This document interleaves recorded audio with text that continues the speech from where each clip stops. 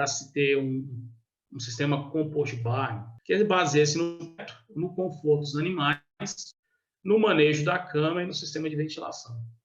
Um pouco sobre o projeto, né? Lógico que não vou detalhar sobre o projeto, mas eu vou falar alguns tópicos, né, os principais tópicos que devem ser observados no projeto da instalação.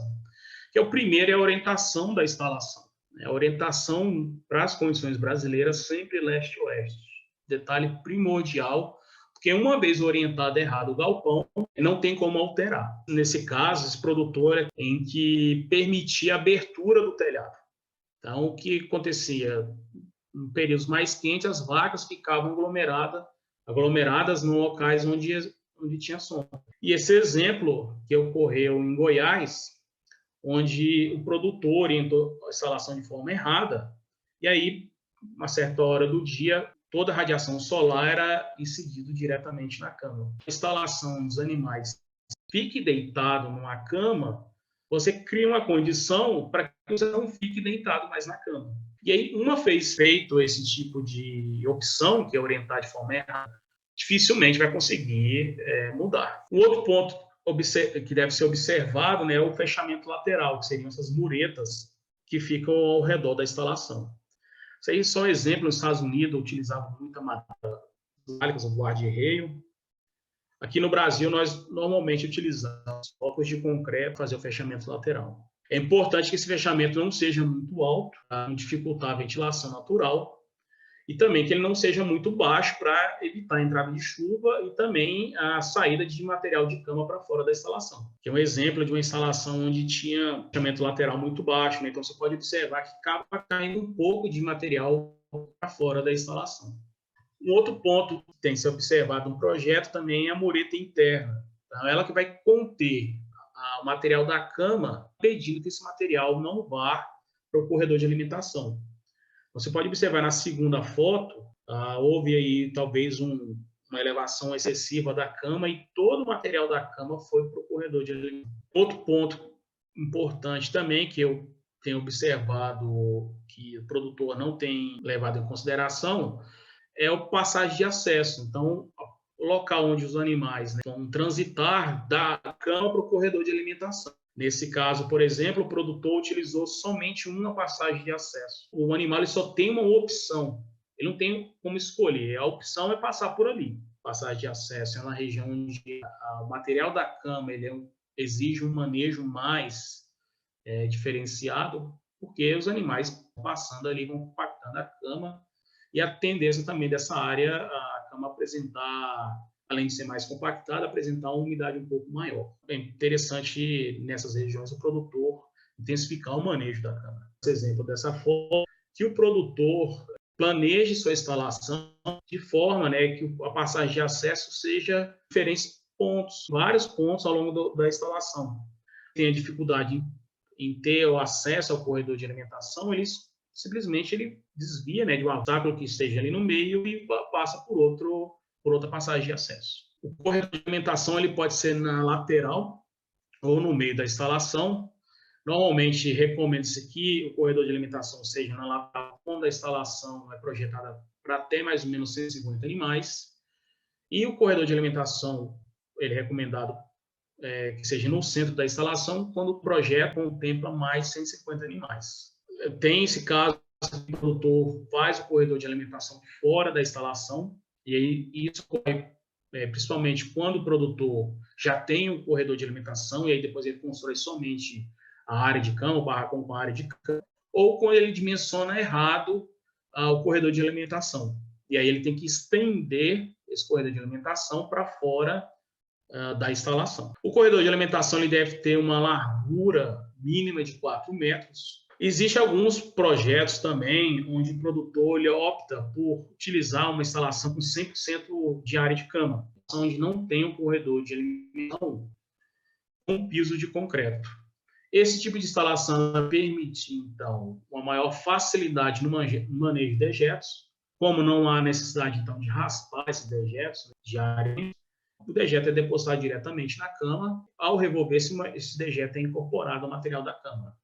E também é o menor custo de mão de obra no processo de remoção de dejeto, né? Como não há necessidade de remover, há o menor custo, não há necessidade de um equipamento ou de utilizar o trator, né, para fazer esse tipo de trabalho. Como desvantagem, esse tipo de projeto de instalação há uma maior dificuldade em alocar e distribuir os bebedouros. Normalmente, esses bebedouros são colocados na extremidade. Então, você imagina um animal que esteja lá no meio da instalação, tem que caminhar toda a instalação para beber água no final dela, na extremidade dela. Acaba tendo a dificuldade em alocar esses bebedouros. A maior dificuldade também no manejo da cama, principalmente próximo ao corredor de alimentação. Então, todo dejeto que seria colocado de alimentação, ele é depositado sobre o material de cama. E também a impossibilidade de utilizar, né, se o produtor aqui, esfriamento dos animais por meio de aspersores. Não tem como você molhar os animais na instalação. Um outro ponto primordial é o piso, né, a qualidade do piso. Tá? A gente pode observar, na esquerda temos um piso bem acabado, na direita, olha a situação desse piso. Todo cheio de trinca, a possibilidade do animal ter problema de casco é altíssima. Esse é um ponto que tem que ser muito bem observado para não ter problema. É importante que esse piso, esse friso pode ser feito de forma manual, por meio de espátulas, e também utilizando o esporte. Demora mais caro, mas a durabilidade dele é muito maior do que utilizando a forma, né, para fazer os frisos. A dimensão do friso deve ser de 5 a 8 centímetros e a profundidade é de 1,5 centímetros. E o corredor de alimentação ele deve ser limpo pelo menos uma vez por dia. Fazer o melhor piso, o friso nas dimensões corretas e deixar esse piso, né, coberto por dejeto. O animal vai escorregar da mesma forma. Então, essa limpeza pode ser feita de forma manual, pode ser utilizado um tratorzinho com a espátula, sistema scrape, ou utilizar o sistema flush, que é onde utiliza bastante água. E aí o produtor ele tem que ver qual dos 4 sistemas ele se adequa melhor. No caso do comedouro, como eu falei, né, ele pode ser na linha lateral central. Normalmente utiliza essa medida de 0,7 a 1,2 metros por animal. Né, essa é a medida linear, né, ao longo do comprimento. A superfície interna desse comedouro deve ser uma superfície lisa, facilitar a limpeza e também que os animais tenham alguma espécie de ferimento na boca. Aqui um exemplo nessa figura de um comedouro onde é colocado no meio da área de cama. A mão de obra para se alimentar os animais num sistema como esse ela é muito grande. Como eu falei, bebedouro nunca deve ser colocado sobre a área de cama, normalmente colocado esse bebedouro no corredor de alimentação. E é importante também que esse bebedouro tenha uma proteção para evitar que os animais que estejam na área de cama tenham acesso ao bebedouro. Então, exemplo dessa foto da direita, onde não tinha uma proteção, mas acabam bebendo e criando uma espécie até mesmo de uma região com uma característica com umidade bem alta, né, na cama, bastante compacto também. Então, essa proteção pode ser utilizada uma estrutura metálica, uma estrutura de concreto ou até mesmo de madeira. Aqui um exemplo que eu observei aqui próximo de Lavras, propriedade onde o produtor fez ouro e aí colocou essa estrutura de metal para evitar que os animais tinham acesso ao bebedouro. Ou seja, não adiantou nada. Os animais acabavam tendo acesso ao bebedouro da mesma. E esse exemplo também é onde a cama, a altura da cama, ela aumenta muito, de modo que os animais também tenham acesso ao bebedouro. Então, os bebedouros podem, como eu falei, ficar na correção ou o bebedouro também pode ficar nesse corredor de serviço. É importante que a água presente nesse bebedouro seja trocada constantemente, pelo menos uma vez por ano. Na instalação, o produtor normalmente troca essa água quando a água está muito suja. E o que eu recomendo aos produtores a água ela tem que estar limpa. O mais aconselhável é esses bebedouros escamoteáveis, onde você facilmente toma ele, pode esgotar toda a água presente nele. Para o dimensionamento, a gente tem bebedouros, né, a gente tem que levar em conta que uma vaca alta lactação, ela consome entre 70 a 100 litros de água por dia. O dimensionamento desse bebedouro, dos bebedouros, essa relação de 0,8 a 1,2 metro linear de bebedouro, um grupo de aproximadamente 15 vacas. Utilizando essa relação, né, esse lote de bebedouro tem que ter uma grande vazão, né, para depois que ele ser limpo, né, essa água, né, ser reposta de forma rápida também. E esse bebedouro também não tem comprimento maior do que 2,5. É melhor você ter mais bebedouros distribuídos ao longo da instalação, né, em vários pontos da instalação, do que bebedouros grandes em poucos pontos da instalação.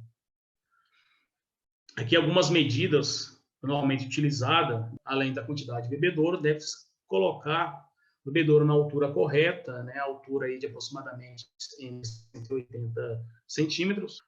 No caso do telhado da instalação, ele deve ser utilizado material com cores claras e reflexivas, isso para evitar que, primeiramente, esse material do telhado não venha absorver a radiação esquentando excessivamente e que essa radiação ela possa ser refletida para a atmosfera. Em alguns casos, a gente tem observado que o produtor utiliza um material isolante abaixo do telhado, consegue se reduzir essa temperatura interna do telhado em aproximadamente 5 graus. O beiral, um outro ponto importante, a gente tem também observado alguns projetos onde o produtor ele tem dimensionado o beiral de forma errada e acaba ocorrendo aí que venha mudar parte do material presente na cama. Então, a gente observa aí, na média, beirais de 1,5 m, nesse caso da direita, um beiral aí de 30 centímetros, que é recomendado beirais de 2 a 3 metros.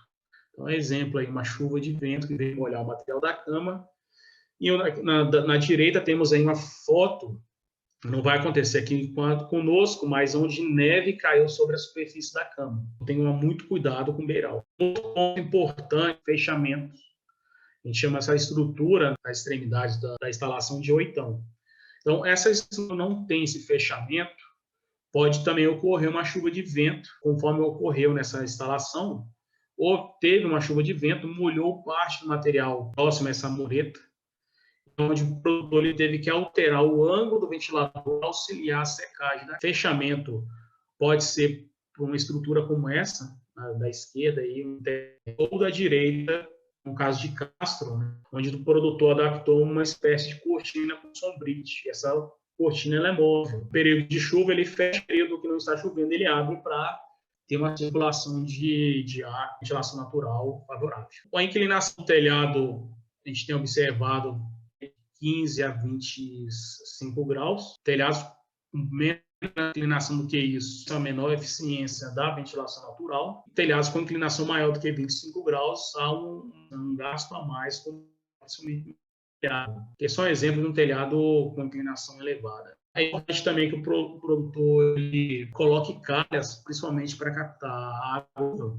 E essa água da chuva ela pode ser utilizada, né, pode ser armazenada e ser utilizada aí para, por exemplo, lavagem de piso. No caso, no interior, né, da instalação, não tem se observado que alguns produtores utilizam portões, né, metálicos, e também alguns produtores que utilizam arame de choque. Essa segunda opção é uma opção mais barata, também tem grande eficiência em função da produção de leite. Animais produzem mais, produzem menos, até animais. E também uma divisão em relação à raça. Né? Então, já vi instalações onde tinha um grupo de animais da raça Jesse e outro da raça holandesa ou Irolanda. E deve-se evitar pilares no interior, na área da cama, né, no interior da instalação, principalmente para evitar algum tipo de acidente.